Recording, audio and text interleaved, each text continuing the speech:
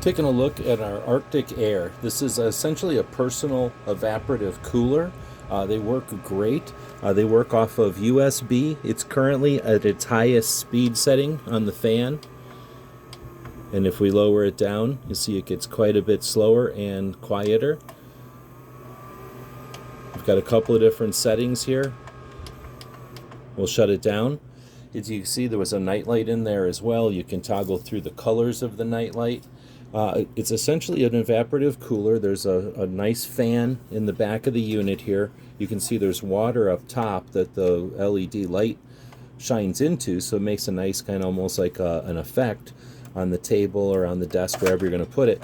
And you've got these louvers to adjust the flow of air. I probably should be pulling it out from the bottom drawer there.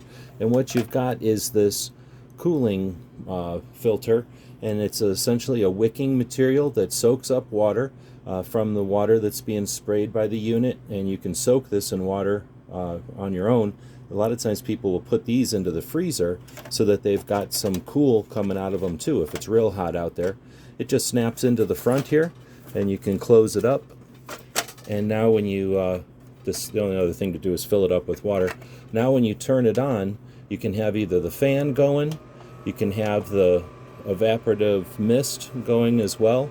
You can toggle through the different colors, and as you can see, it looks kind of cool in the water there. The fan speed is pretty decent. Let's turn it back on.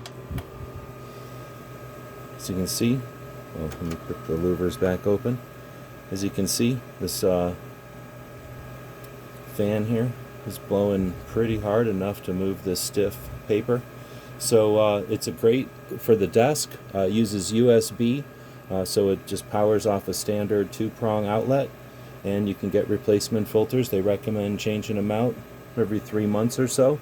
It's also nice to have one in the freezer and one in the unit. Hope this helps.